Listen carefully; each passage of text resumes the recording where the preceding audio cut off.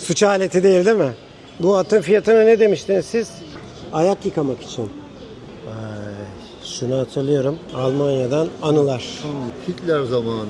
Alman pulları değil mi? Evet. Pek kullanmasını bilmem ama o günün gerektiği gibi kullanılmış. Tuhaf. Çakın üstünde bildiğiniz kaşık. Sinop hapishanelerinde mahkumların yaptığı kutular bunlar. Toprağın altında çıkartılmış olabilir. Yani burada dünyanın her köşesinden ürün var. Tam bir saray kilidi. Bu gene çok değerli bizim Osmanlı'da armudiye dedikleri. Bakın iki tarafı da yazılıdır. Onların yapmış olduğu ürünü buradan arkadaşlar ayırabilirler. 3 çizgi ve 5 çizgi. Sıcak havaların serinletmek için en İş güzel, görüyor mu bari? en alıcı tabii ki. Velet dalin amin. Ne diyelim, sağ olun, size de teşekkür ediyoruz. Ben teşekkür ederim. Zahmet Sağ olun. ettiniz, geldiniz, çektiniz. Çok teşekkür ederim. Sağ olun.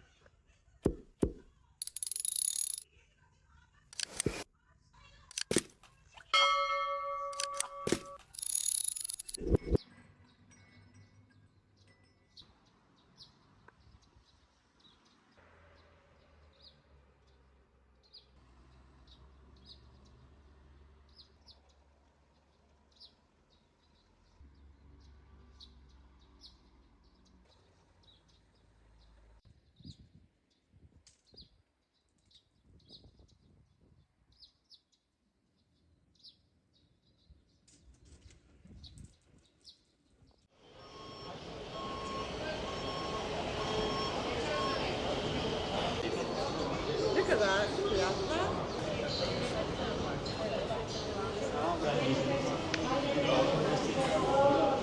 Tamam. Alttaki piyanoyu istiyorsun değil mi? Üstteki...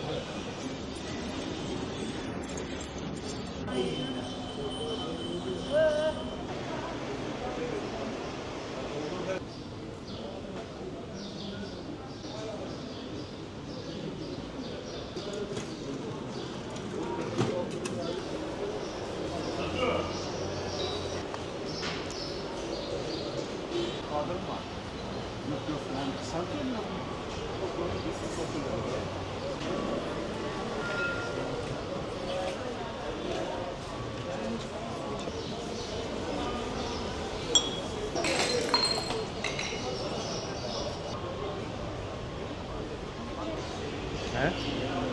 İçinde şey var.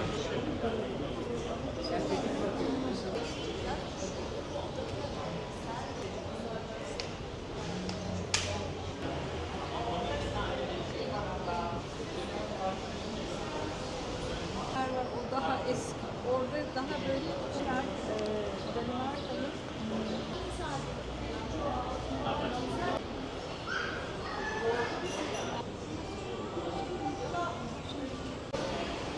Evet. Herkese selam arkadaşlar. Bir Bodrum öğle sıcağından herkese selam diyeyim. Gene böyle sıcakta çıktım ama şu an böyle üstü kapalı bir yerdeyim. Üstü kapalı dediğim yerde pazar yeri. Burası aynı zamanda bizim pazarımız. Hatta şurada tezgahımız var. Salı günleri burada tezgah açıyoruz. Burada tabii salı günlerinin haricinde, giysi pazarının haricinde Perşembe ve Cuma günleri de sebze pazarı kuruluyor. Bir de pazar günleri de burada aynı zamanda bir antika pazarı kuruluyor. Şu arkamda görmüş olduğunuz antika pazarı. Şu an yaz olduğu için birçok esnaf açmıyormuş. Kışın daha çok yoğunmuş. Ben buraya kışın gelmedim. Daha önce de burada bir çekimim olmuştu. Yazın olmuştu. Ama gördüğüm kadarıyla şurada hemen hemen bir 10 tane antika satan esnaf var. Şimdi onların tezgahlarına böyle bir ziyaret edeceğim. Öncesinde öyle bir dolaştım, baktım, gayet güzel şeyler var. Bir de ilgililer yani hemen muhabbet falan. Birçoğu da beni tanıyormuş zaten, takip ediyormuş. Çünkü daha öncesinden de burayı tanıtmıştım ben. Bu şekilde tanıttığım için de çok hoşlarına gitti dedi. Dedi siz de o hafta da çekim yapmıştınız. Geçen seneydi. Hatta Bitez Bit Pazarı ile burayı ben birleştirmiştim. Öyle bir çekimim oldu. Hatta Bitez sahilinde de yürümüştüm. Burayı da ekledim videoya. Güzel bir çekim oldu. O hafta bayağı bir bilmeyenler gelmişler buraya. Bilmiyorduk böyle bir pazarın olduğunu. Çoğunluğu da böyle gelmiş. Tatilcilerden gelen olmuş. Bu da böyle iyi bir onlar için de reklam olmuş oldu. Tanıtım olmuş oldu. Yine bugün böyle bir gezeceğim. Güzel şeyler var. Yeni şeyler getirmişler. Hepsi birbirinden değerli böyle antikalar. Herkesin ilgisini çekecek şeyler. Bir de burada aynı zamanda çarşamba günleri de yerel üretici dedikleri böyle doğal köylülerin ürettiği ve sattığı ürünler oluyor. Çarşamba günleri de burada o sergi açılıyor. O da hemen şu tarafta açılıyor. Şimdi böyle yavaş yavaş bir tezgahları dolaşmaya başlayalım. Hemen şöyle baştan şöyle başlayayım. Biraz da böyle bir gelenler var, gidenler var böyle. Tezgahlarda neler satılıyor, ne gibi şeyler var deyip böyle geçerken bakanlar var. Fiyat soranlar var. İlgisini çekip ihtiyacı olduğu bir şey varsa ya da dekor anlamında alanlar var. Pazarlık edenler var. Böyle bir pazar. Öyle burada. İşte biraz bir tam böyle duvar örtüsüne benziyor. Eski köy evlerinde falan da olur böyle. Duvara asarlar. Normal örtüsü de olabilir. Yatak örtüsü de olabilir. Küçük. Desenli.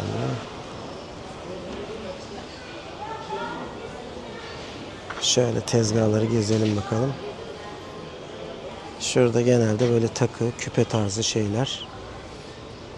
Böyle inci bir kolye var böyle güzel takım halinde duruyor. Küpeleri de var, bilekliği de gayet güzel. Burada da böyle renk küpeler.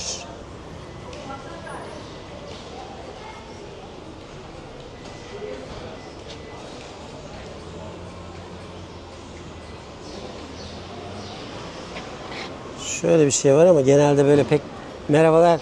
Genelde evlerde bulunmayan bir şey aslında. Bizim evde yok mesela. Merak ettim, soruyorum. Punch. Yani punch ikram edilen şeyler. Bunlar Finlandiya, yani kuzey ülkelerinde genellikle hani bahçelerde hafif Evet. alkol şeyinde.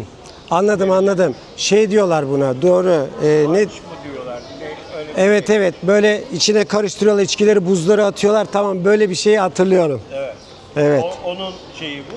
Bunu ben Danimarka'da buldum. Oradan aldım. Yani orijinal bir üründür. Benim de çok hoşuma gitti. Hani lazım olur olmaz bilmiyorum. Evet. Hoşuma gittiği Değişik. için aldım. Evet. Böyle arkadaşlarım böyle kalabalık şöyle söyleyeyim 2, 4, 6, 7. 6 kişilik. 7 kişilik. Bardak. Evet, bardakla öyle. Değişik bir içki eğlencesi gibi bir şey oluyor. gibi.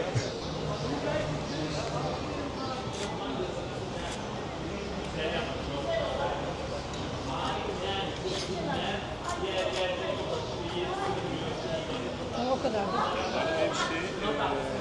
Yani yıl olarak epeyce eski bir yıllara ait olan şey.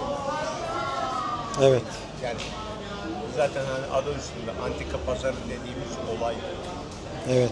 Ama Bodrum'da çok biliniyor mu? Bilinmiyor. İşte pazar günleri geliyoruz hasbelkader.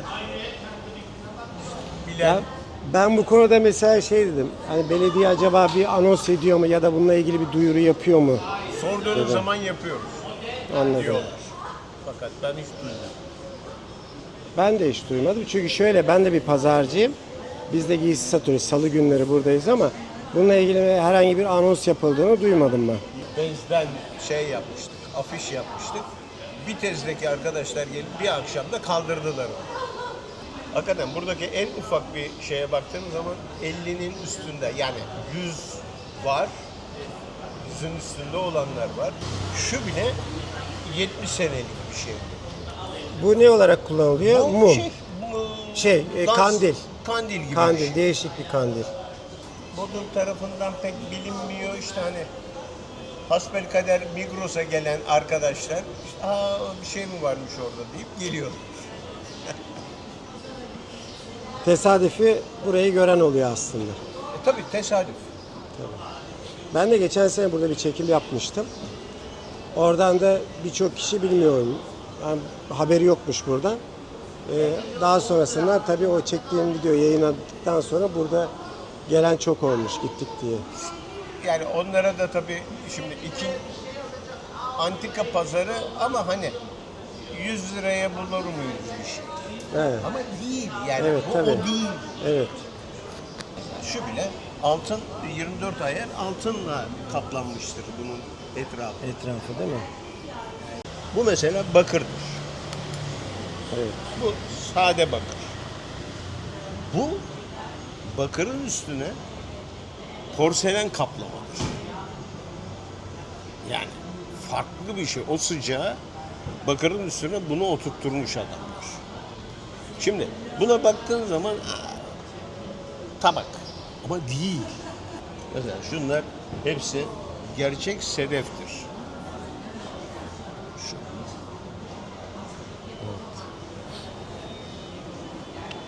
Buradaki bu Almanya'nın işlemiş olduğu el işi sadece el boyamasıyla alakalı ve hepsi çeşitlidir.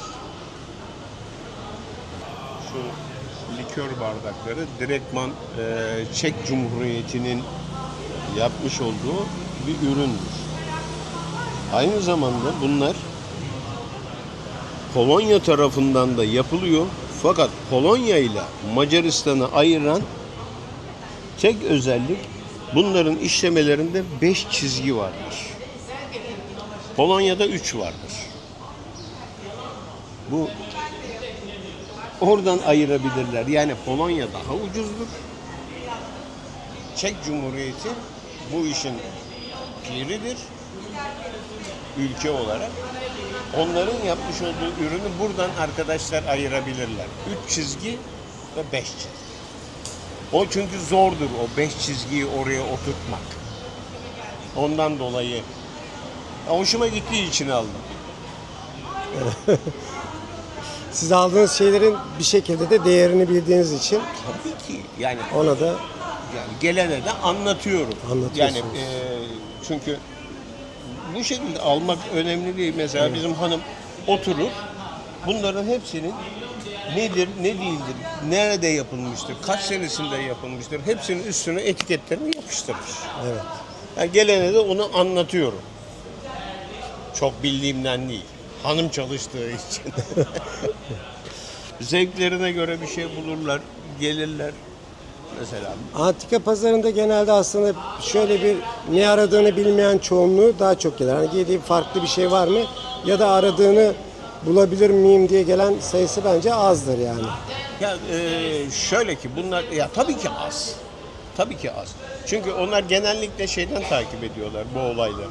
Mezat işlerinde daha çok şey yaptıkları için videolarda onların satışları falan oluyorlar. Oradan takip ediyor. Oradan herhangi bir ürün görüyor ona benzer mesela hoşuna gidiyor.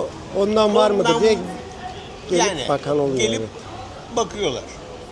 Ama tabii ki yani bu porselen ve şey işi, antika işi birazcık zevk. Evet. Üstün bir zevk değil. Dokunması lazım. Yani bir bardağa baktığı zaman yani bunda şimdi oturup da Karaca'dan da alırsın bunu içersin. Ama bunda içerken işlemesi altın varak. Bundan da hafiften kahveyi içerken aldığın zevk de ayrıdır.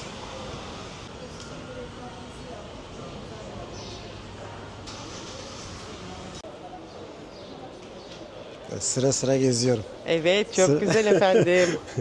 Buyurun, hoş geldiniz. Hoş bulduk. Biraz sıcakla mücadele ediyorsunuz ama Evet, biz buranın sıcağını da, soğuğunu da her şeyine göğüs gereriz efendim. Müşterilerimiz için her şey feda olsun. böyle özel bir şey var mı bana böyle gösterebileceğin ya şu çok güzel ilgi çekiyor gelen Örneğin soruyor diye. fincanlar. Bu fincanlar Fincan. nadidedir. Hepsi koleksiyon ürünüdür. Bayanların özellikle dikkatini çekiyor değil Evet, mi? fincanlar bayanların kahvelerinde. Efendim şu da likör takımı çok eski, kalem işçilikli dedikleri çok eski. Buradakiler efendim hepsi özel nadide, bu Van Gogh Müzesi'nden. Böyle güldanlıklar, parfümlükler, gördüğünüz gibi el boyaması. Hepsi bunların porselen, yurt dışıdır, el boyamasıdır, saatler. Sıcak havaların serinletmesi için en İş güzel, görüyor mu bari? en alıcı tabii ki. O güzel. Yani kaşıklarımız, yani takılarımız, mercanlarımız, incilerimiz, gümüşlerimiz, saatlerimiz, gelen misafirlerimize her şeyimiz mevcut masalarımızda. Arkadaşların da öyle. Her çeşit, her aranılan şey bulunuyor efendim. Şu çok güzel görünüyor. Evet, onu da göstereyim. Biraz Tamamen bu şey işçilik gerektiren bir şey değil mi? El işçiliği. Tabii tabii. Bunları bilen böyle el işçiliğidir. Bu tamamen el işçiliğidir. Genelde pek kimsede olmaz çünkü yaygın Sayıyla, olan bir şey değil mi? hepsi Herkesin. sayıyla yapılıyor bunların. Tamamen el işidir. Bunlar kök mercan. Bu kadar büyük mercan çok az görülen bir mercandır. Evet. İncilerimiz öyle, gümüş inci. Bunların her biri damgalıdır. Barok inci dedikleri. Şöyle takılan barok inci. Çok makbuldür. Buraları hep gümüştür, damgalıdır. Her birinde ayrı damga vardır. Her biri birbirinden farklı. Evet. Gelenleri başımızın üstünde ağırlıyoruz. Çayımız, kahvemiz vardır. Şurada sanki böyle bir kahve masası olmuş. Evet, bir kahve Çok masası. güzel.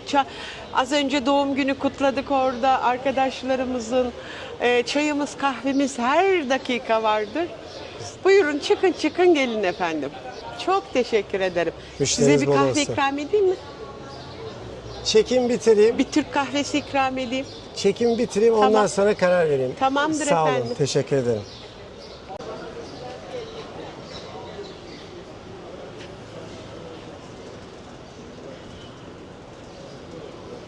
Onlar mesela Amerikan diyorlar. 20 mikron gold dubledir bunlar. Bakın şunlar öyle gene. Yani yurt dışı ürünüdür. Altın kaplamadır onlar. Güzel yani her şey var. İtalyanlar yapmış. Küçüklükleri de çok iyi, hemen kararma falan yapmaz. Her bütçeye, her şeye göre gümüş ağırlıklı bizim takılarımız burada genelde.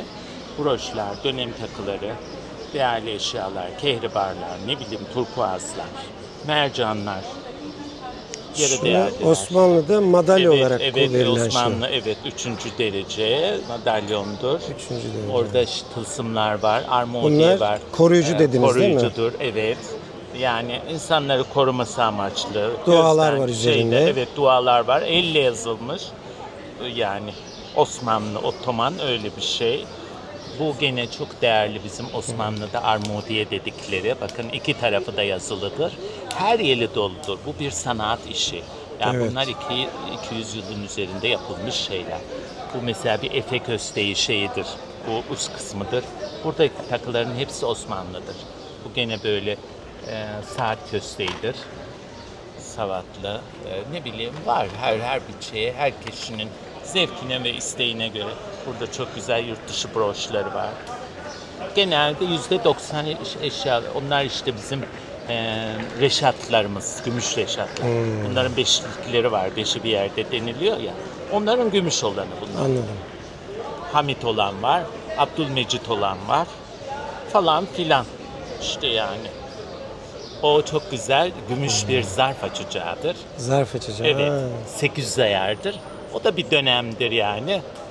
Orada da yazar. Öyle zamanında her şey bir zevkle yapılmış, sanatla yapılmış, güzel yapılmış. Yani böyle gümüşü kullanmışlar, altını kullanmışlar, değerli şeyler. Evet. Şimdi her şey, tuttuğunuz her şey elinizde kalıyor. Yüzüklerimin hepsi gümüştür ve el yapımıdır birçoğu. Yani oltu var orada, İşte ne bileyim el yapımı çok güzel mesela, bakın ağırlığına bakın. Kuyumcu işi üsükler bunlar. Hep böyle dolu Evet. dolu. Çok güzel tacı olan mesela burada erkek için böyle tacı olan taç şeklinde yapılmış tepesi. Işık alsın diye altında ışık yuvaları vardır falan filan. Güzel şey. Mesela bir tane oltu yarması var böyle. Oltu taşının içine gümüşü kakma yapmış yani. Böyle el işçiliği yani, bunlar öyle uyduruktan bir şeyler yok. Ama herkesin bütçesine göre bir şeyler var efendim. Evet. Burada gene yurt dışı ünlü markalar onlar. O broşlar. Zarifler. Mesela 80-100 yıl önce bir ruj için olan bir şey. Bunu kullanıyormuş burada. Gümüştendir bu mesela. Aynası yok, onu koyduracağız. Öyle gümüş şeyi. O öyle her şey sanatla yapılmış. Üstündeki kalem işçiliğine bakın yani. Yine burada böyle şeylerimiz. Günlük herkesin alabileceği uygun fiyatlara saatler, hepsi çalışır durumda. Dönem saatleri kurmalı, pil gerektirmiyor. Bu Ha, gümüş şunlar kaplamalar- kurmalı mı? Evet, bunların hepsi Ha, bunlar kurmalı. kurmalı. Bunlar kurmalı. Ha, çok Buradakiler pilli. Ama böyle Tissot falan böyle iyi markalar, Nacar bilmem ne iyi şeyler. Gene böyle kaplama şeyler. Şimdi ben mutlaka. fiyat sormuyorum. Mesela şu saatin fiyatını Vallahi sorsam. burada mesela tam- bunlar 4-5-6 arası değişiyor. Evet.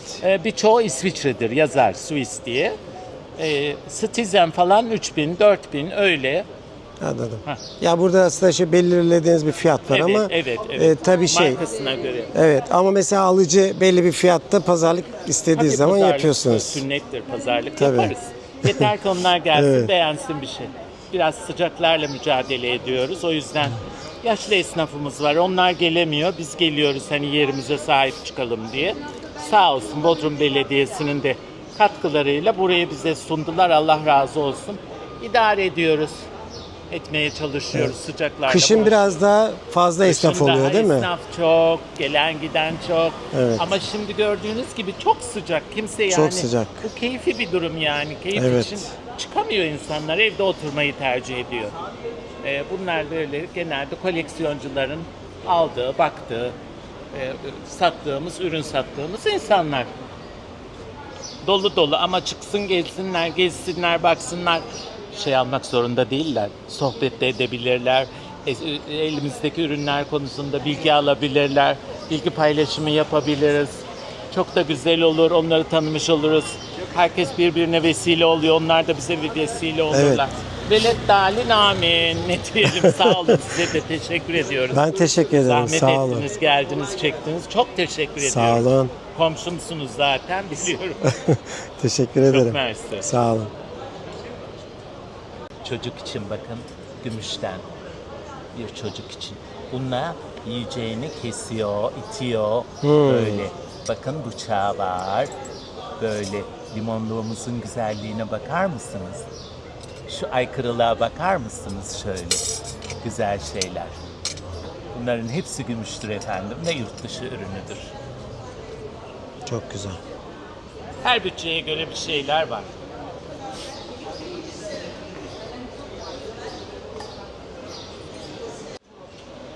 Öyle mi? Hatırladım. Evet. Nasılsınız? Evet, çok güzel bir şey aldınız. Buradan almıştınız hem de. Zeytin ağacından el yapımı. Tarak bile yapılmış. Evet, çok güzel bir broşür. Çok da bir şey.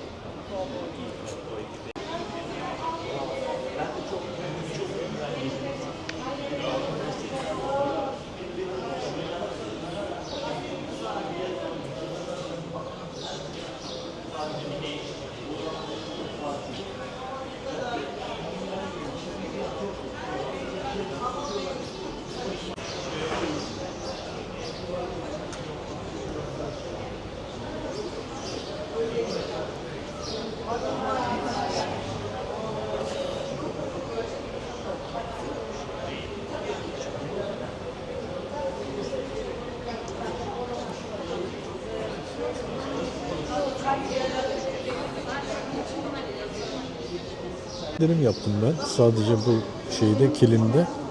Bu kilimin değeri Abi 20.000 ama 8.000 liraya satıyorum. Şeyini, evet, tabii. yani zararını satıştan Tabii, ziyade aslında değerli bir şey olduğunu söylüyorsunuz. Tabii, Yani 8.000 lira alan kişi için de bir 20.000 lira Bulunmaz bir değerinde şey. bir kilim almış oluyor. sana vereyim. Zorla kilim Ben sahibi sana bir şey yapacağım. söyleyeyim mi? Evet. Bir ellesene Allah aşkına. 40 senedir bende kimsenin bir şeyden anladığı yok. Doğrudur. Şu gününü yaptıramaz. Evet. Günlerini yaptıramaz. 40 senedir bende. Şuraya bak. Güzel, evet. Tam bir saray kilimi. Güzel. Yani dolgun ve kumaşı gayet iyi. Taş yapmışlar. Renkler olduğu gibi duruyor. Kaç yıllık olabilir? Abi zaten 40 senedir bende evveliyatı da var. Düşün artık yani bir 4.53 boyu. Boyu.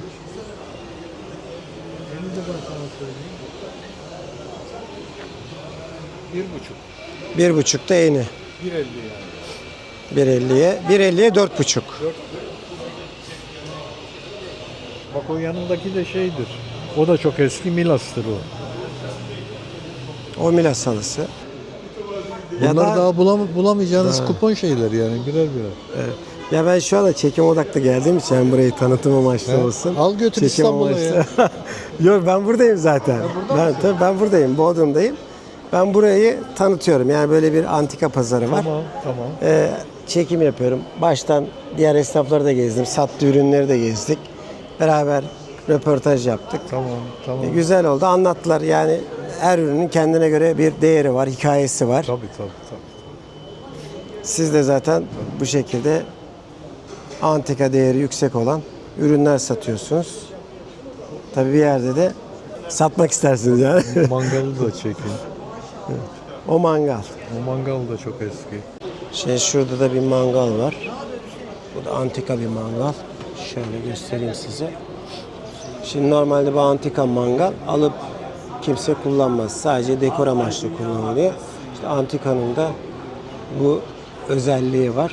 Aldığınız hemen hemen birçok antika bir dekor amaçlı kullanılır. Aynı şekilde mesela şuradaki çanta da, eğer ki şu kaset çalar, eski bir kaset çalar, çalıyorsa kullanırsınız, çalmıyorsa hani onu bir şekilde dekor olarak kullanırsınız.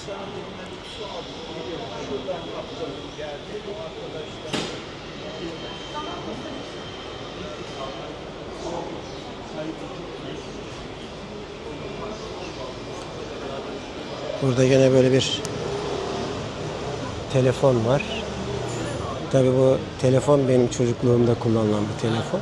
Ama şu an isteseniz kullanılır mı bilmiyorum ama yani kullanılsa dahi yani şimdiki şeyler gibi, telefonlar gibi rahat kullanamazsınız. Çünkü numaraları bir yere yazmanız gerekiyor, hafızası yok. Çevirmeniz lazım. Çevir. Günümüzün hızına uygun bir şey değil. Ama dekor amaçlı insanların alıp evinin bir köşesine ya da iş yerinin bir köşesine koyduğu antikalardan biri. Gene böyle bir plak var burada.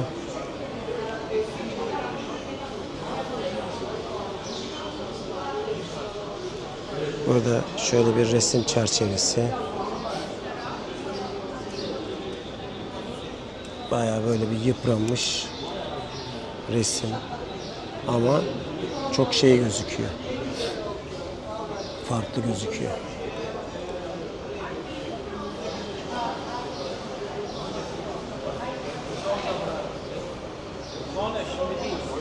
Burada şöyle pipo var. Günümüzde pipo kullananların sayısı yani böyle elle sayılır gibi. Tabii bunun da tiryakileri olan var.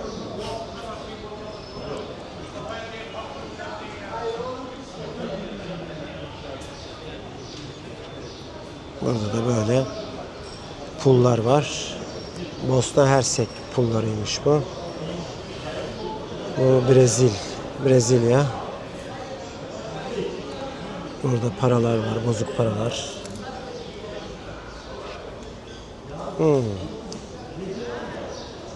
Bu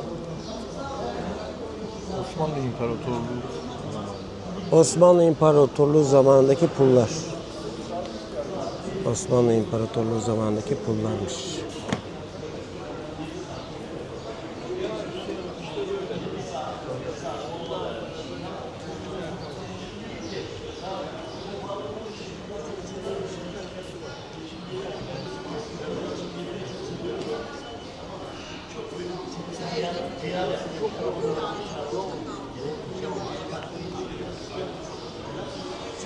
Şurada şöyle bir su matarası. Bayağı bir yıpranmış. Zamana direnmeye çalışıyor. Tahminim bu toprağın altında çıkartılmış olabilir.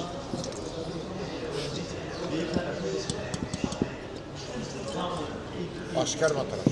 Asker matarası değil mi? Kaleden çıkmış olabilir mi? Çanakkale'den çıkmış olabilir. Bunlardan çok çıkıyor. Bunlar da çok eski Avrupa vintage boncu görme gerdan oluyorlar. Bunlardan 6-7 sene evvel satmıştım bir tane yabancıya. Yani Hangisinden? Şu bundan, gerdan.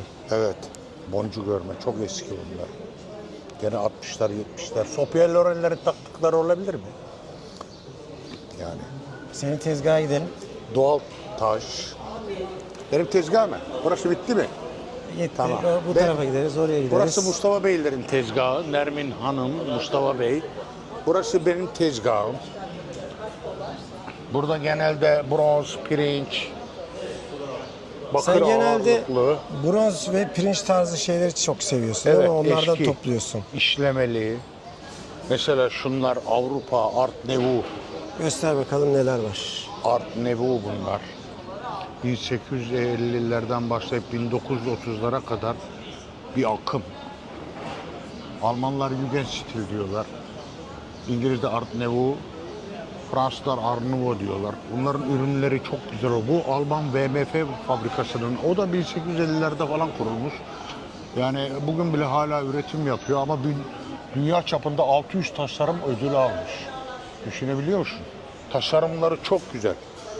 Alman VMF, yani böyle Fransızların mesela Christopher'ı gibi, İngilizlerin Shepherd'ı gibi, bunlar hep padişahlara, krallara, çok zengin soylu ailelere o yıllarda ürün yapmışlar. Bugün bile hala yapıyorlar. Çoğu mesela külçe altın, gümüş yapıyor ama bunlar gene hala böyle şeylerin üretimlerini artık pek eskisi kadar yapmasalar da o yıllarda çok yoğun olarak yapılmış yani. Mesela bunlar eski sütlükler, çelik. Bugün bir çelik kolye ucu 600-700 lira. Şu çelik 1950'lerden İstanbul Hilton Oteli'nin belki. Yani şunu biz 500 lira diyoruz ya.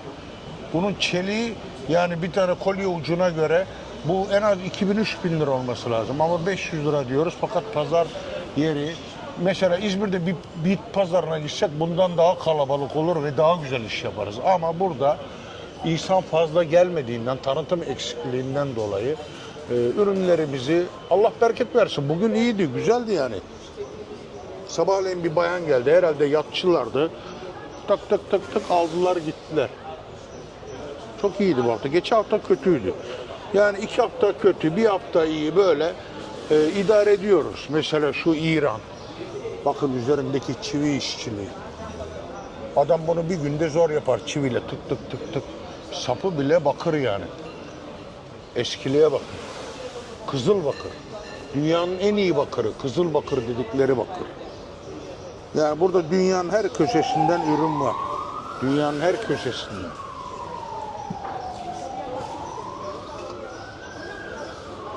Bunlar mesela yeni Antep. Ama eski tarzda yapılmış. Roma savaşçısı, Amazon kadın, savaş arabası, pirinç.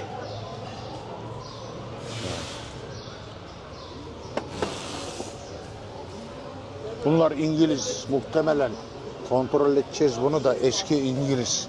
Sütlük mü, artık sütlük herhalde. Şu da onun çay demliği. Bunlar hep bu hafta aldık Aydın'dan. Yani bir antika dükkanından aldım. İyi para verdik. İşte bunları satacağız. Ona ne kadar diyorsun? Hangisine? Şu gösterdiğine. O 1000 lira olur. Şu 1000 lira. Evet. Şu. O 1000 lira. Buna ne kadar diyorsun? O da 1500. İkisine 2000 lira dedim burada arkadaşlara bugün. Yani bunun tanesini 2000 liraya alamazlar bugün. Böyle bir pirincin tanesi mesela bir mağazada iş yerinden bugün 3500-4000 liradan aşağı alamazlar. Pirinç abi, yani pirinç altın gibi metal. İngilizler bunu bir de kromu yoğunlaştırıyorlar. Bir de eski mal, nereden baksan en az 100 yıllık o ürün. Şu ürünler 100 yıllık. Bu ürün belki 1900'lü yılların başı, belki 6. Yani şu ürün. Bu da Britanya metali. Pirinç değil yani, zin dedikleri Britanya metali. Bunlar yumuşak oluyor, daha güzel işlemesi kolay olmasından dolayı tercih ediliyor. İşte şuna bakın, bu eski. Üzerindeki işçiliğe bak. Ne kadar güzel. Şu işçiliği bugün 2-3 bin liraya yapmaz adam. Keski işlemesiyle yapılıyor. Tık tık tık tık tık. Adam bunu bir günde zor yapar. Yani bunlar eski Hindi küllükler. Artık bu Giza piramidi miydi? Mısır. Mısır piramitinin Tabii evet. Burnu kırık olan mıydı bu? Yok. Burnu kırık olanı. Burnu kırık olan. Burnu kırık olan. Evet. Zaten belli burada da. Burunun hemen hemen çok güzel ama. Eski bu da. Artık bunu alüminyum üzeri bakır kaplama mı, yani nasıl yapmışlar? Metal. Metal. Bu da eski Roma sikkesi Julius Caesar. Metal. Kocaman. O antik Roma sikkesinin duvara asılan şeyini yapmışlar.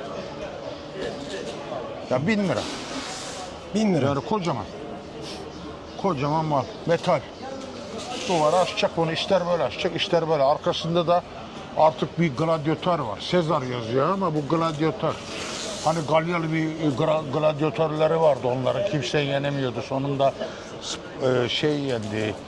Maximus. Acaba o mu diyorum? Yoksa Spartaküs mü? Asterix, Obelix onu mu diyorsun? Onlar Galyalıydı. Galyalı. Şunlar ne? Onlar bereket tılsımları. Bereket tılsımları bunlar. Kötü büyü değil yani bunlar. Mesela şu aşk tılsımı, şunu yani karı koca var artık, yani iyi tılsım bunlar. Pirinç üzerine hat yazılmış. Mesela şunda dört kenarında bakın, antika sitelerine girdiğiniz zaman İsrafil, Mikail, Cebrail, Azrail diye yazıyor mesela. 4 meleğin isimleri yazıyor. Şu hat yazısı yani. Pirinç üzeri hat yazıları. Bunları tanesi 200 lira veriyoruz. Yani bunu kimse yazamaz bugün. Gümüş üzeri gene bakın. Çok güzel 1940'lar ve 50'lerin antika takı kutusu 1000 lira. Aydın'da geçen hafta mezatta 6 tane bunun daha eskisini Fransız tut ya, bronz karışık 6 tanesini inanın 50 bin lira istedim. 6 tanesini. Şu onlardan bir 30 yıl daha gençtir. Yaşlıdır pardon, yaşlıdır. Yok genç midir? Sonrası yani, sonrası takı kutusu 1000 lira istiyor. Yani çok bir şey değil. Şunun ağırlığına bak, eski Çin. Gene bu da 1960'lar 70'ler vardır diyorum, eski Çin. Ağır. Bu da 1000 lira. Eren abi bayağı terledin ya. Evet. Sıcak değil mi? Evet. Avrupa artık jük mü, karap mı? Ağırlığına bak. Yarım kilo var mı? Bayağı ağır. Ağır, eskilerden. Yani. Ürünlerimiz bunlar. Vatandaşımız buyursun, gelsin, geçsin. Bir şey almaları şart değil. Onlar da işlerine gelirse, uygun olursa fiyatlar alacaklar. Sen zaten pazarlığa açıksın. Tabii, pazarlık yaparlar. Ben net böyle fiyatlar zaten belli ama burada da gene pazarlık payı var. Evet, evet. Şu Fiyatlarımız... antika değerleri bunlar. Tabii. Bugün mesela şöyle bir şey, biz buna ne diyoruz? 1500 lira diyoruz. Bakır eskilerden. 1500 lira mı bu? Ha. Ya bunu pazarlık yapılır, 100-200 indirebilirsek indiririz yani bunu da. Ama bunu bugün mesela 4-5 binden aşağı kimse alamaz. Yenisini alamazlar yani. Bir de bu eski ürün. Şu sadeliğe, güzelliğe bak. Yani 2 parça bakır. Ha burada 100 liraya da var. 100 lira veriyoruz. 200 lira veriyoruz. 300 veriyoruz. Yani malın artık şeyine göre. 4 tanesi mesela bunun çay tabakları işlemeli işleri mesela. Pres baskı mı işleme mi? Yani bu da 4 tanesi 100 lira. Ucuz ürün de veriyoruz.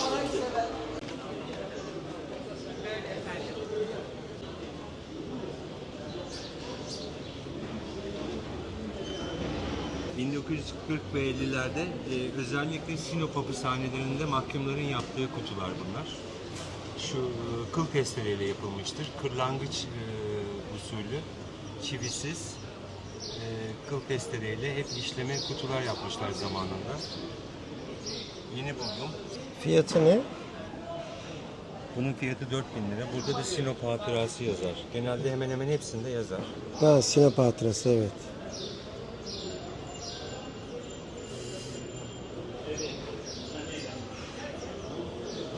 Şurada Çanakkale Savaşı'nda İngilizlerin rum şişesi var. Bunlar Çanakkale Savaşı'nda İngiliz askerlerine gönderilmiş. Büyük küpler halinde de gelmiş. 20 litre, 40 litre gibi. Bir de bunlar da ufakları. Bu da Hollandalıların aynı aslında. Bunlar da çok eski yani. Bunlar benim babamdan kalma. Bunların kullanım amacı ne demiştiniz? İkisi de rom şişesi Rom aslında. şişesi, Alkol yani. alkol Hani, olarak da. evet. Yani özelliği Çanakkale Savaşı'nda gelmiş olmaları.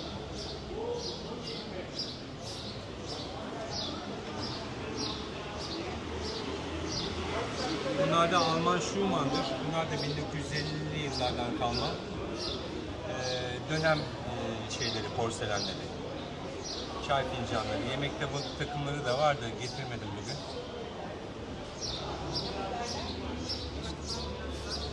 Bu masadaki en önemli şeyler bunlar benim için.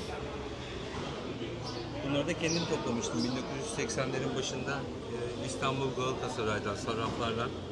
Hepsi gravürdür, İstanbul eski resimleri.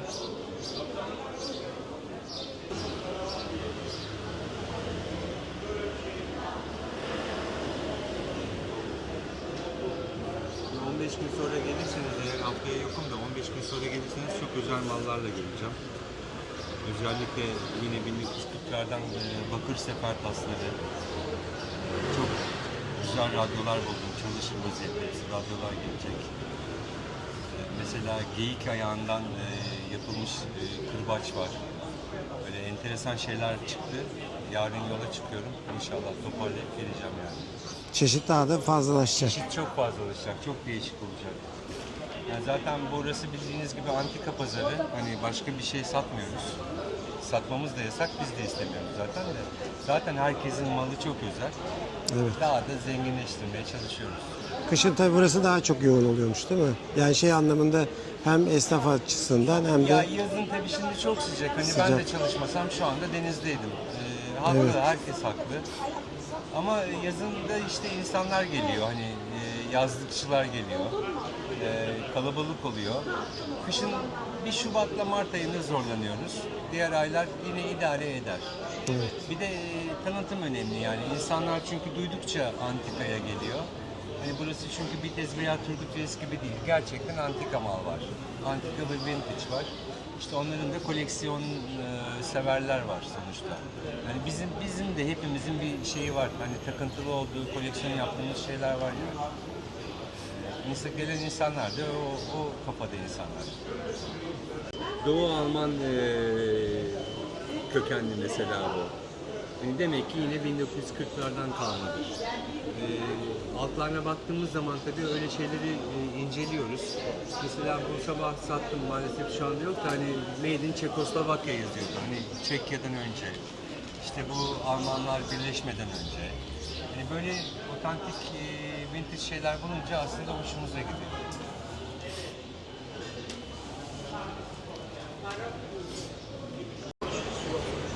Bu tezgahta da böyle bayağı bir tespih çeşitleri var. Tespih severler burada toplansın derim. Yani çeşit çeşit, renk renk. Her biri ayrı bir özelliği var boncukların.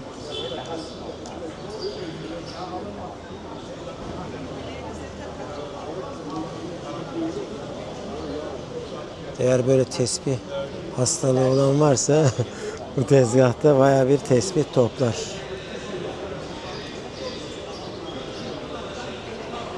Nazar boncuklu tespih. Şu bir çekirdek ama ne çekirdeği acaba? Ha, şu böyle çok değişik bir şey. Böyle balık gibi, ıstakoz gibi. Değişik. Balığa benziyor daha. Şuraya göz yapmışlar. Burası da kuyruk.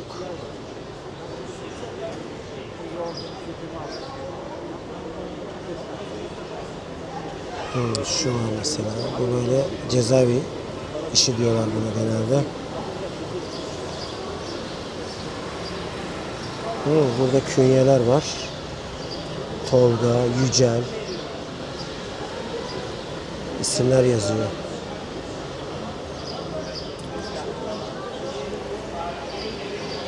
Şurada da var.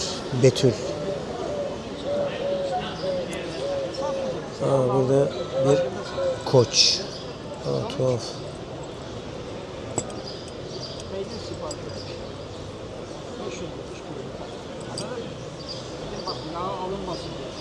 Ne amaçlı kullanılıyor?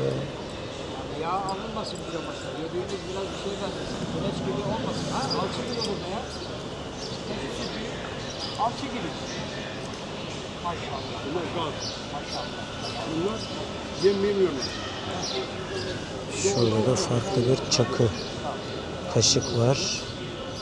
Çakın üstünde bildiğiniz kaşık, çatal. İlginç bir çakı. İsviçre çakısının farklı versiyonu. Burada da gezen tavukları. Evet. Gezen tavuk 1500 tane var. Ne güzel. Bunlar da biraz daha büyük. Bunlar geçen ay ondan önce çok yumurta parası gönderdiler. Göndermezler. Bir de var. Tabii. Başta mı diyorlar? Tabii. Neyse, arada gittim.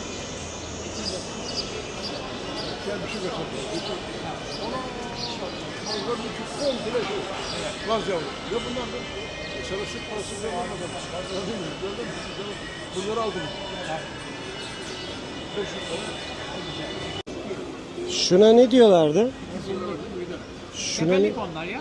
Tepelik. Tepelik tabii. Yani basit o ismi olarak tepelik. Öyle diyeceksin ya. Tabii. Genelde bu Osmanlı dizilerinde gördüğümüz. Tabii. Aynen. Bunlar kemer. Şu sarı ne amaçla kullanılıyor? Nasıl diyeyim sana ben? Artık şemsiyelik mi? Artık o zaman ya artık ne düşünürsen düşün ya. O günün gerektiği Aksesuar, gibi tabii. kullanılmış. Tabii, eyvallah. Şu an dekor amaçlı ama o zamanlar bir amaçla kullanılıyordu.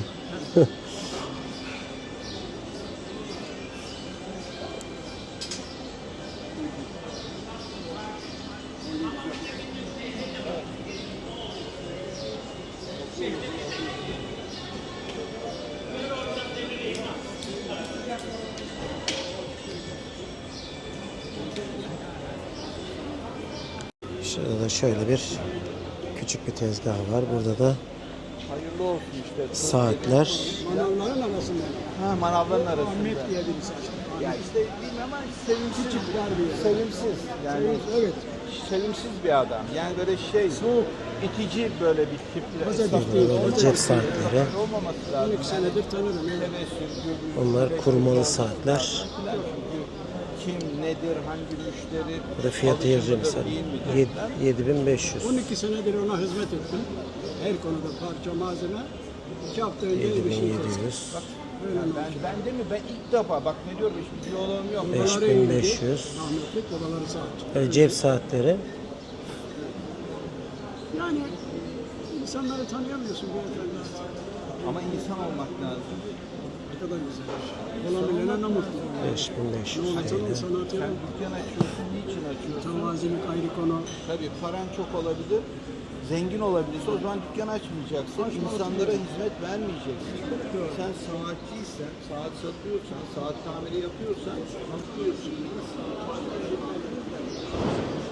Yani size Avrupa yumuşatmış. Yani o size eski Doğu Bank tabii sahibinin sesi. Doğu Bank, Nurden, aynen.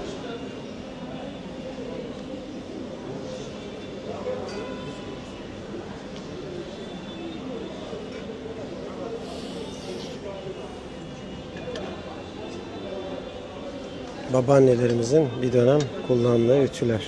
İçine köz koyuluyordu. Ocaktan alınan köz içine koyuluyor. Daha sonra bununla ütü yapılıyordu.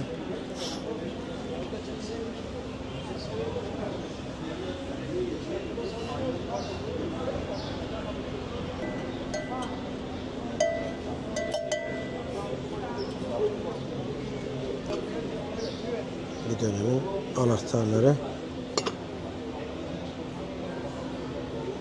Oymalı ahşap kapılarda kullanılan anahtarlıklar.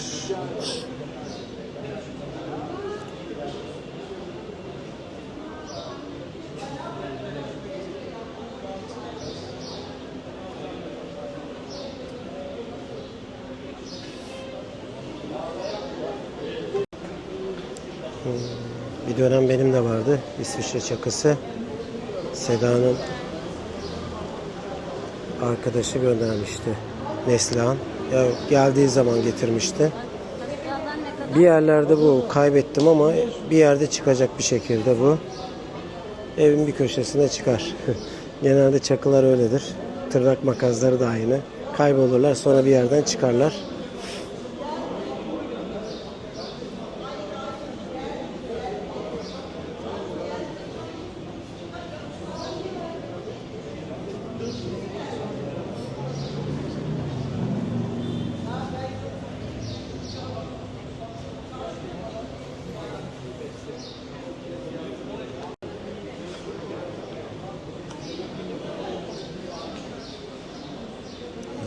Şu küçük küçük anahtarlar kullanılmış mı?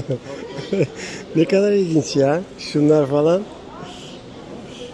Eski dolap anahtarları. Evet, dolap. Çekmece, Evet. Ahşap dolap anahtarlar o dönem. Böyle küçük sandıklar. Evet, böyle küçük değerli eşyanın saklandığı küçük sandık dolaplar.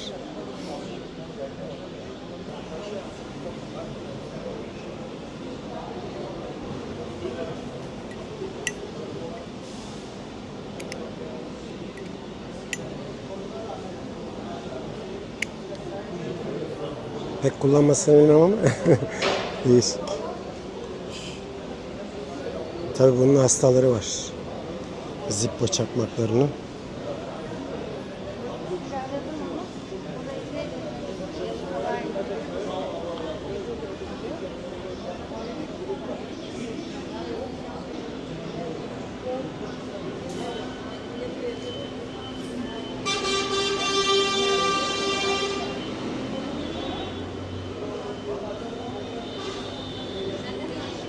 O tezgahta da yine böyle farklı şeyler var.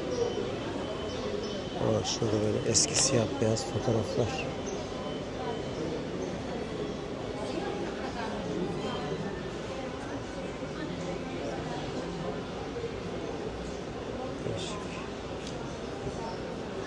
İngiltere'ye ait bir fotoğraf galiba. Tabii şey yapamadım ama. Alman mı? Şöyle yok mu arkadaş? Bunlar şey, yılbaşı davetiyeleri. Bir dönem çok kullanılıyordu. Bozuk paralar. Eski fotoğraf makineleri.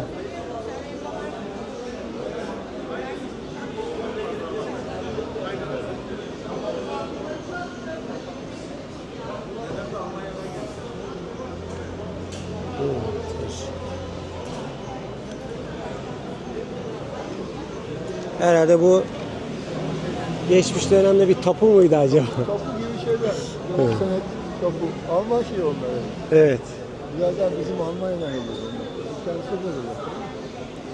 Bak bunlar Almanya'dan kalan şeyler. Hepsi Alman. Almanya'dan anılar. Sonlar. Çoğunlukla Hitler zamanı, daha eskisi. 1900'te. Şu pullar var mesela daha eski. Alman pulları değil mi? Evet. Bunlar Alman pullar değil mi? Şöyle Almanlar var, Almanya'ya gönderenler var. Evet. Tam şey, Onlar yılbaşı Yılbaşı kartları gibi bir şey mi öyle? Benim babama da geliyordu, tanıdıkları vardı. tarihlerde hep böyle 1940'lar, 30'lar, 32'ler. şu tapu muydu? Bu neydi? Mesela şu 102 senelik Tapu mu? Bu kimlik şeyi. Ha, kimlik. Ausweis. o dönemin kimliği. Evet. Bize de benzer bir kimlik vardı, ben hatırlıyorum. Bir dönem bizim de böyleydi. Babamın hatırlıyorum ben. Vallahi bende yoktu. Bir tane bizde normal kimlikler var. Böyle taşımadı. Hatta kafa kağıdı diyorlardı defterli, şapkanın defterli içerisinde. diyor, defterli. Defterliydi değil mi? Kafa kağıdı derlerdi. Şapkanın içerisinde koyulurmuş o dönemde. Baksana tarih burada. 1924. Evet.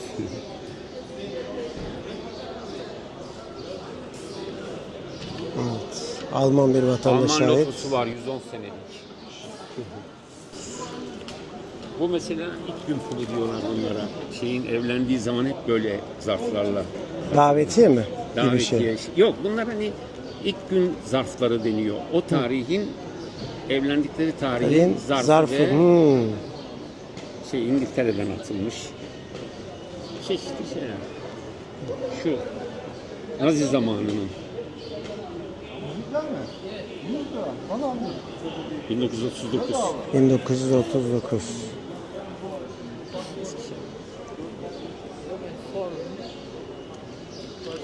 Bu da bizim bağırsak ticareti. Sanki böyle senet gibi değil mi? 1932 bu da. Fatura denmiş. 1932. Evet. Fatura Evet. o zaman. Damgalı mühürlü. Vale. Çeşit şeyler. Bunlar da Almanların lotosu. Bir de şeyler var, cezalar var. Bu ceza, Putin. Polis cezası. Polis ceza yazmış, şeye bırakmış. Makbuzunu vermiş adama. Mekbuzunu. Evet. Bir dönem bizim de öyleydi. Canlı canlı ya öderdin ya da sana keserlerdi, sen daha sonra öderdin. Evet, evet. Zamanla her şey değişiyor.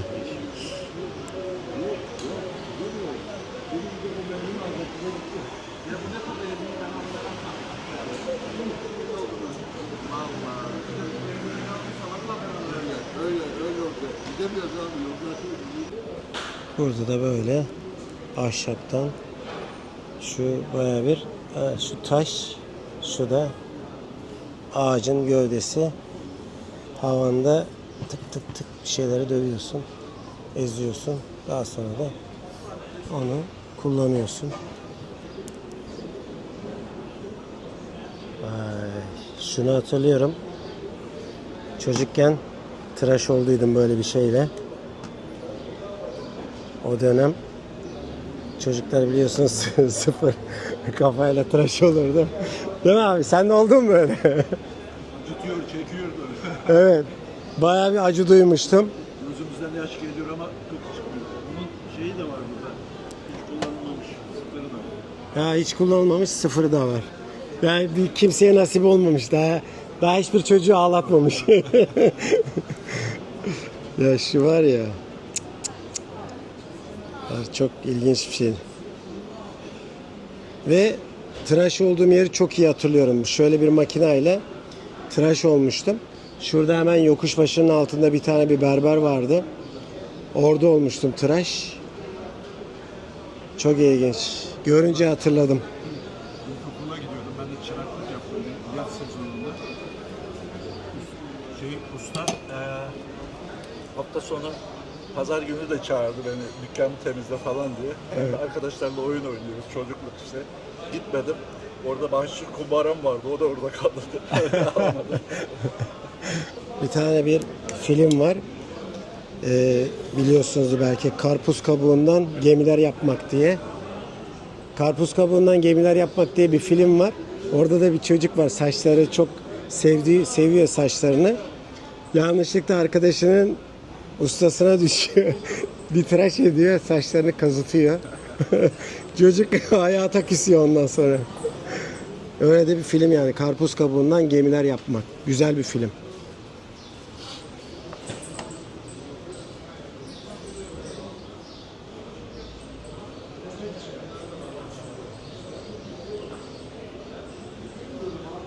Ya genelde çok aranan sorulan şeyler vardı ya da böyle ender bulunan şeyler vardır. Kaşağı o. Atları yapmak için eski güzel işlemeli. Atları şey yapmak için, kaşımak için, tımar etmek için. Evet. Bu da böyle bir tımar edici 1930'lardan bir çakı. çakı. Şu, ben cam kesmek için dedim. Şurada bir tırtıl var. Bu sigarayı şuradan koyup sigara kesmek içindir. Ha, Evet. Yani ilginç bir şey. o dönemde. Yani 90 yıllık. Ya bir dönem hayatımıza girmiş birçok şey, daha sonra çıkmış. Şimdi de böyle dekor amaçlı kullanılıyor. Antika değerinde dekor amaçlı kullanılıyor. Şimdi ben buradan 2 parça bir şey satıyoruz. Gidiyorum arkadaştan bir tane bir şey alıyorum. Farklı bir şey alıyor. 3 tane alıyorum. Evet. Yani şey dediğim gibi ilgi, hastalık, Evet. Yani şu dönem, yaşanmışlıklar. evet. Mesela şu o dönem kullanılıyordu. Şimdi alan kullanmayacak dekor. Numarası.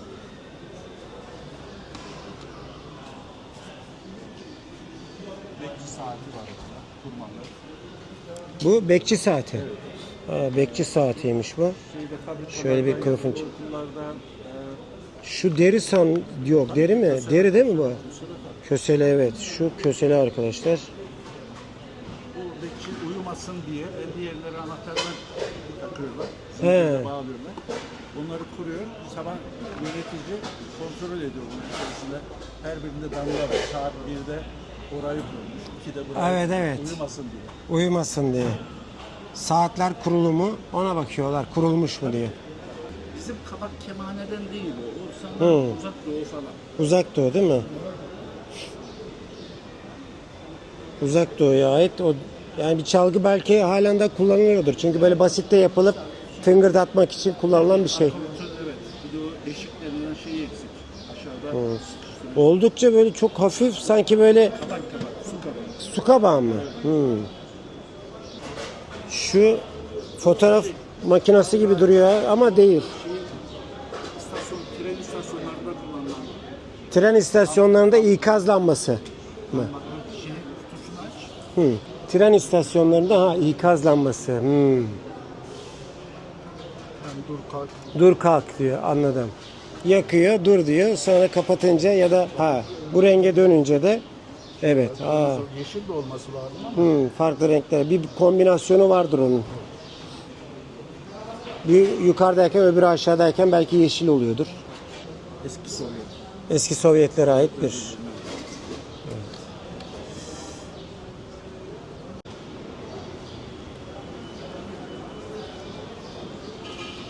Şimdi o kadar çok şey var ki şu an mesela şuna bakıyorum.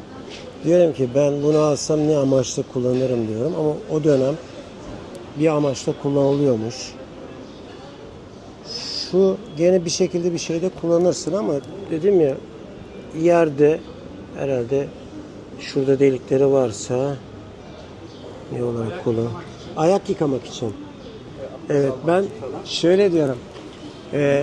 Yani böyle bakıyorum ya. Diyorum ki ben bunu alsam ne amaçlı kullanırım? Hani kullanacak olsam tabii o dönem amacına uygun kullanılıyordu. Böyle insanlar hani şunu götürsen birçok kişiye sorsan mesela bunu alsanız ne olarak kullanırsınız diye. Bu eczacıların kullandığı buharla çalışan ilaç yapımında kullanılan bir şey. Altın ateşli. Evet. Altına ateş koyuyorsun. Şimdi ben bir mangal sattım kadının birine. Özelliklerini anlatıyorum. Döndü baktı, ben dedi bunu yakmayacağım ki dedi. kapının önüne koyacağım, içerisine terlikler koyacağım dedi. Evet. Tabii kullanım amacı. Şu mesela şey de olarak kullanılır. Saksılık olur. Evet. Buna benzer mesela şurada var. Diyor ki şemsiye konulur diyor mesela. Evin girişinde. Sehpa olarak kullanılır. Evet. Niye olmasın? İşte kuru çiçekler var böyle hani. O pampas falan koyulur.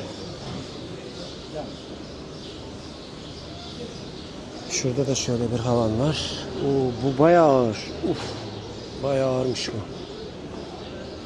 Şurada gene bir dönem kullanılan telefonlar. Böyle ahşaptan. Şu sanki şeye benziyor. Palmiye ağacı. Palmiye ağacının. Palmiye ağacı değil mi? Evet, palmiye ağacından çok güzel bir şey yapmışlar. Şu da aynı şekilde.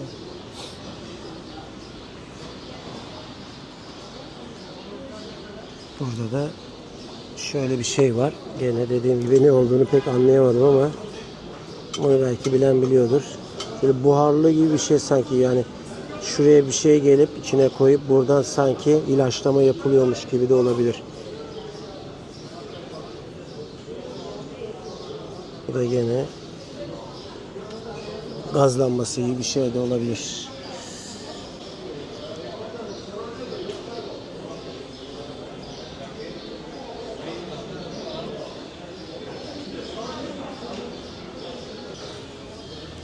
Şurada bir masaüstü telefon, kablosuz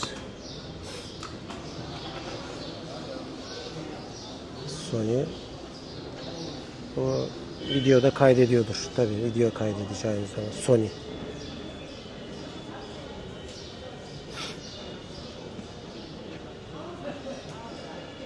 Şurada da bir radyo.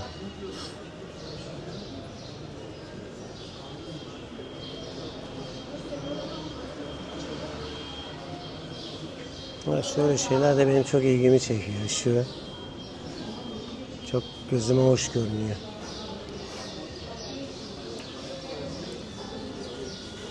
Tam böyle Harley motosiklet, çok böyle havalı duruyor. Şurada da güzel bir cezve var.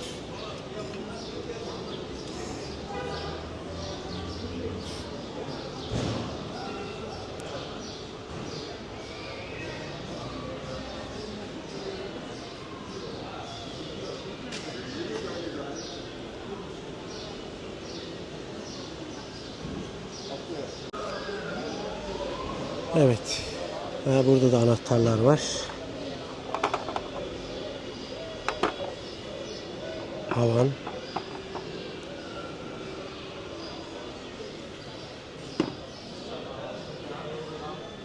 Suç aleti değil mi?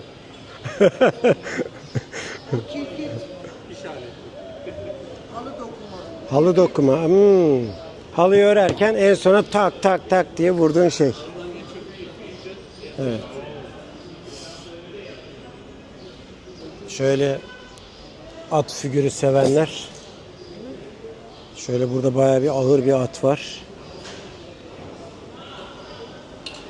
Oldukça ağır. Bir de at simgesel anlamda da birçok insanın şey yapar işte fil gibi, işte burnu havada fil gibi at. At da onlardan biri. Brezilya'da kapılara şans ve uğur getirmesi için asılan şey. Kapılara şans getirsin diye. Şans ve uğur. Uğur. Bereket. Bizde ne asıyoruz Meyve biz? sembolleri. Bizde ne asıyorduk? Şey asıyorduk. Nal asıyorduk. Bir de bir şey üzerlik asıyorduk değil mi? Üzerlik gerçi şey böyle nazardan korusun diye. Bu da Brezilyalıların astığı. Brezilyalıların astığı bir nazarlık, bereket, her şeyi barındırıyor. Şans, birçok şeyi barındırıyor. Meyve sayısını arttırıp eksiltebiliyorlar. Değişik meyveler. Evet. Bunun bir anlamı var.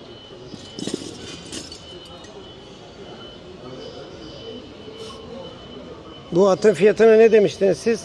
1500 lira. Çok az basacağım. Küçük. Güzel. Yemek. Ayarlarınız Yemek hazır.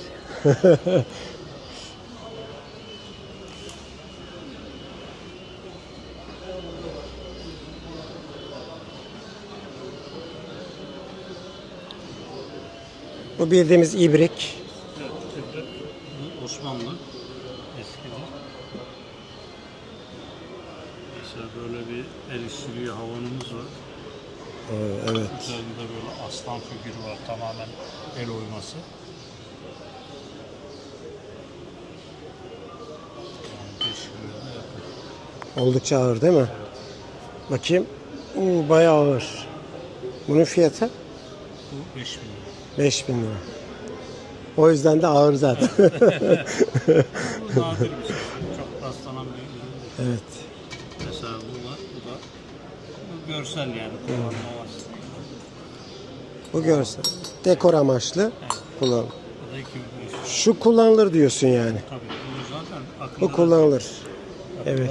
Bayağı tok. Oo.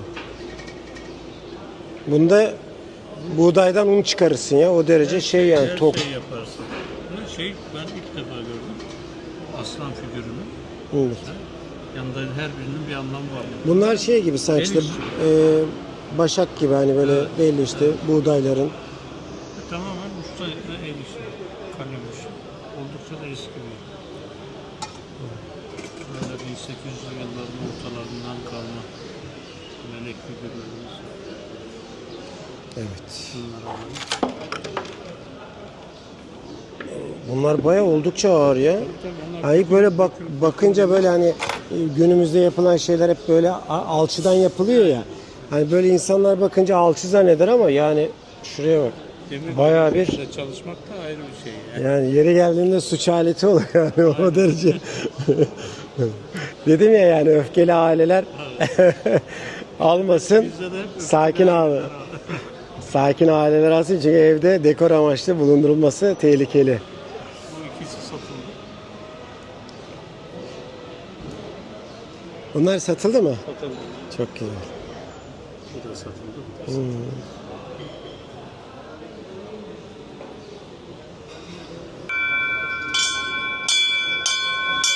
Neye davet ediliyor acaba? Bunu çalan bir şeye davet ediyor. Kilise çanı büyük ihtimalle.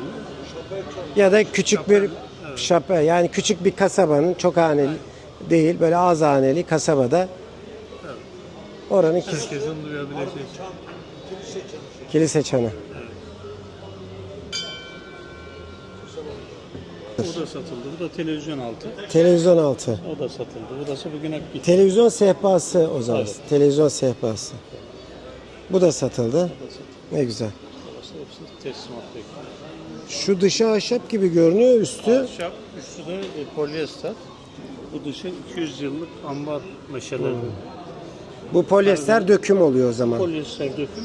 Burası Kalıp da içinde bir ben döküm. yaptım buraya. Eski ambarların ağacı, meşe ağacı. 200 yaşında var yaklaşık. Güzel.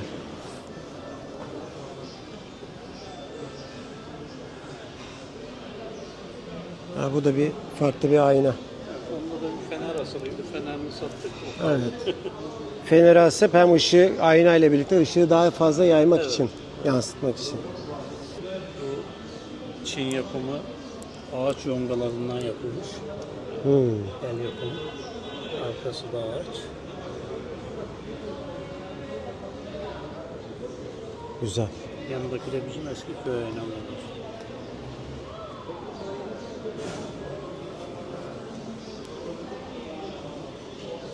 Bu da özelliğini kaybetmiş bir ayna. Değil mi? Böyle ya kör ayna, yokluğun aynası gibi.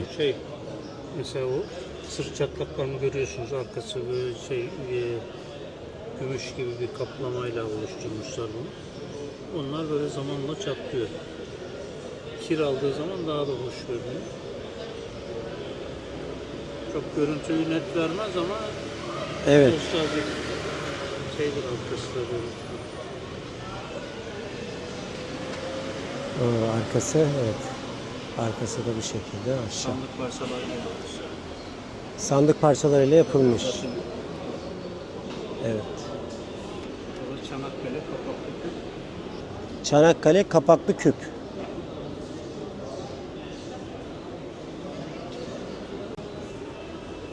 Çorba tası, boşalttı. Ermeniler bundan çorba içiyormuş. Kulplu.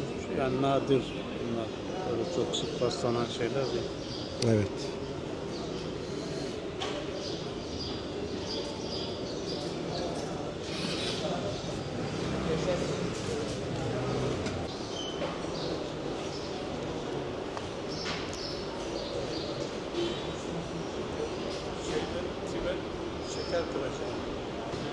Şeker kıracağı. Şeker kıracağı.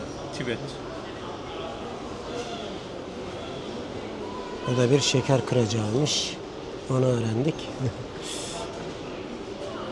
Tuhaf. Evet. Çekimlerimi yaptım. Bu kaça kadar sürüyor bu? Yağmur yağsa. Burası mı? Kaça kadar? 7'ye kadar mı? 7'ye kadar buradayız. Sabah 5'te 6'da 7'de gelen arkadaşlarımız var. Tabii erkenden gelip bunun bir de kurulumu var ya. Tabii. Kurulumu olduğu için. Akşamda 7 gibi toplanıyoruz. 7, 8'de ayrılanlar oluyor. 7'de gidenler oluyor. Hani 7'de başlayıp 8'e kadar pazardan alaşmadık deyip gelecek hafta görüşmek dileğiyle. Hoşça kal. Bir hafta sonra tekrar aynı yerde buluşuyoruz. Yine mezatlara gidiyoruz. Bir şeyler satmaya çalışıyoruz. Yeni şeyler bulmaya çalışıyoruz. Yani Hüseyin Bey karşıda o İstanbul'dan getirdi bütün antikalarını. Biz Ege'nin muhtelif yerlerinden Bursa'ya kadar uzandık. Oralardan topladık. Aydın, İzmir. Tabii Aydın'a, İzmir bölgesine de genelde Kütahya, Uşak, Bursa, Aydın bölgesine, İzmir bölgesine bu taraftan da Isparta, Antalya'dan gelenler var mesela Aydın'da mezatlara. Antalya'da fiyatlar biraz daha yüksek. 500-600 liraya satılan porselen bira tankartları, Alman bira tankartları Antalya'da 1000-1500 liraya satılıyor. Buralar gerçekten uygun fiyatları. Artık ne zamana kadar böyle gider bilmiyoruz. Şu sıralar Aydın'da benim arkadaşlarım, mesela mezatlarda konuştuğum arkadaşlar, şu sıralar biraz mal al Eren diyorlar. Fiyatlar uygun diyorlar. Biz de uygun bulduğumuz almaya çalışıyoruz. Ama gene yüksek. Yani bu işe inanın servet dayanmaz. Biz biliyoruz mesela, şimdi şunu bir vatandaşa desek 1000-1500 lira çok gelir ama çok değil. Bakın bu dünya çapında 600 tane tasarım ödülü almış bir firmanın ürünü. Yani en az 100 yılın üzerinde şu ürün. 1890'lar, 1910'lar, 20'ler düşünün yani. Dünya çapında 600 tasarım ödülü. Ne demek abi? Dünyada VMP, Werner Lüscher, Metal Lişen Fabrik, herhalde açılımı öyle VMF diye okunuyor. Yani Art Nouveau'nun öncülerinden. Yani bunları biz biliyoruz. VMF diyoruz, Christoffel diyoruz, Shepard diyoruz. İyi paralar veriyoruz ama vatandaş tabii şimdi bunları bilmediğinden ona belki bazen çok gelebiliyor. Ama inansın, bilsin ki fabrikalar zamanında padişahlara, krallara, çok soylu, zengin ailelere ürünler yapmış firmalar bunun. Ne ürünler var mesela burada? O 1950'li, 30'lu yıllarda kuyumcu vitrinlerini süslemiş. Kapanmış, gitmiş belki o kuyumcu. Gelmiş antikalara oradan buradan bizi bulmuş. Biz de onu burada çok büyük ustalar tarafından emek verilerek yapılmış. Zamanında lüks mağazaların vitrinlerinde satılmış, gösterilmiş, satılmış. Buraya gelmiş, biz bunları almışız mezatlardan. Satacağız diye vatandaşın artık bunu zevkiyle kullansın yani. Zevk alarak yani. Şimdi şu üründen bakın ya, bu üründen bir çay içilmem. Şu Art Nouveau, hani çiçekler, şu desene bak. Yani şu ürünle bu desenli, şu keskin çizgiler. Art Nouveau'nun zaten özelliği o. Keskin çizgiler, yani çiçekler, böcekler. Bir akım yani dönem. 150-200 yıl öncesinin bir şeyi yani. Biz bunlara gerçekten ciddi paralar ödüyoruz. Ben şimdi şuna bugün mesela 500 liraya vereceğim. Çelik bu. Çelik 1950'lerden 1980'lere kadar hangi 5 yıldızlı lüks otelin şeyinde kullanılmış sütlü. Yani bugün bir çelik kolyevci 600 lira.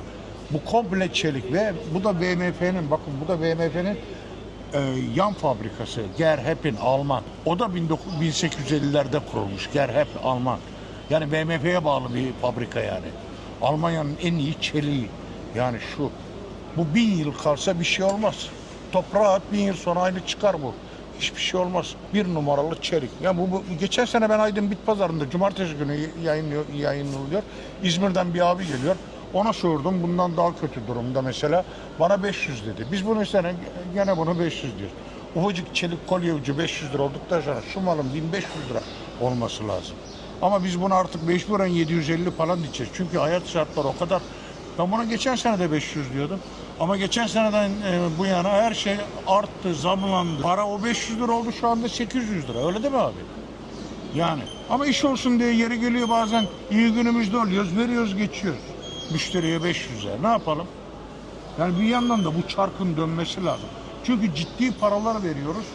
Geri geldisi olması lazım. Değirmenin suyunun dönmesi için, o değirmenin dönmesi için bir yandan su girecek ki, akacak ki, bir yandan bize de gelecek ki biz de yeni ürünler alabilelim. Al. Bazen almayayım diyorum ama dayanamıyorum, gene alıyorum. Yani bu antikacılık gerçekten bir hastalık, gerçekten.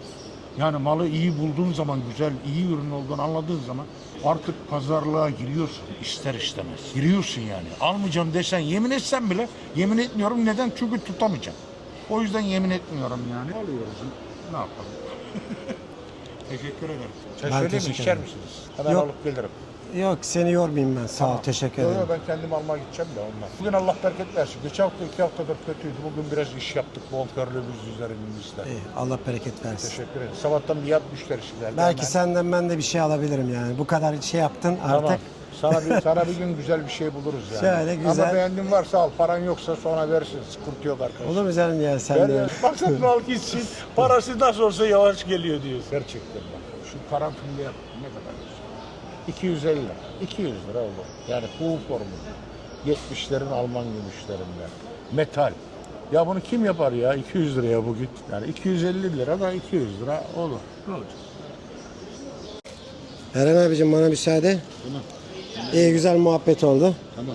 Kendine iyi bak. Ha, ben şunu alacaktım değil mi? Tamam, giderken alayım ben onu. Şeyi yapayım ben sana. Ödemeyi.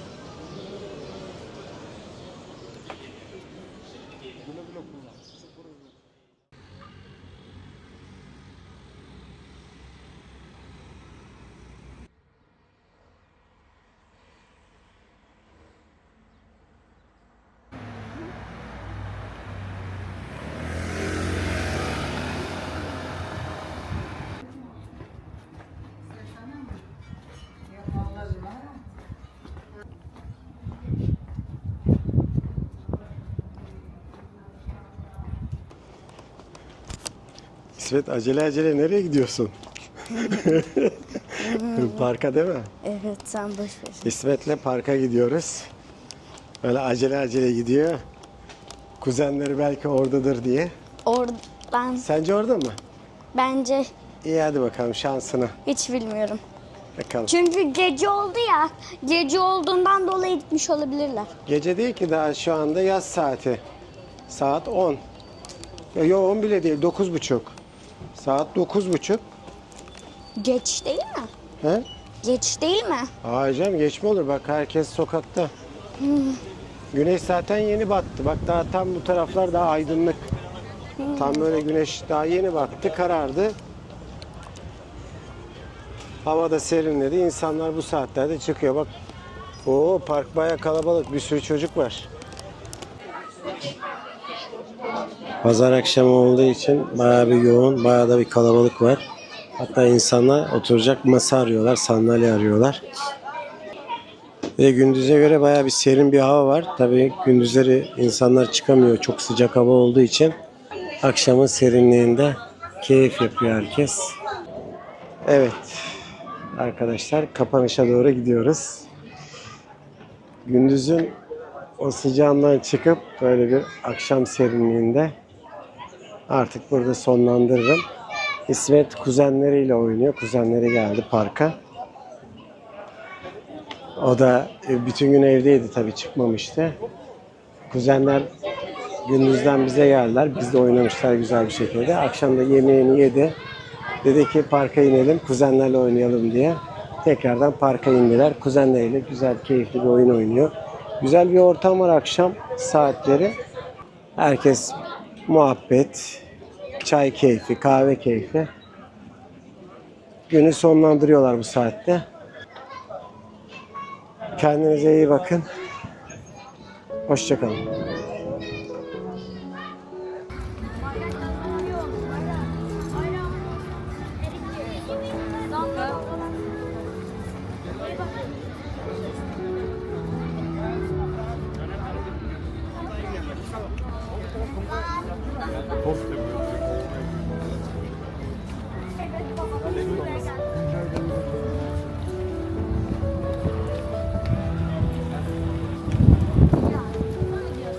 Ya ama neden böyle yemek reklamlarında böyle yemeği, pizzayı, hamburgeri böyle iştahla yiyip iştahla yiyorlar böyle.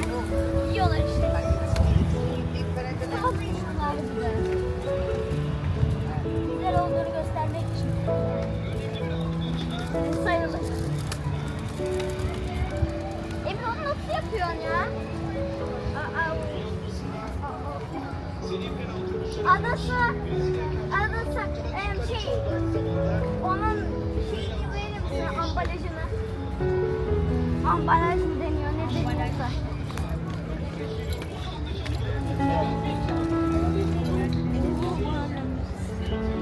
Biz niye kaldık? Her şeyi yaptırdım. Ben de bayrak yaptım. Sen hangi elle yaptın? Sol elime baş parmağıma. Baş parmak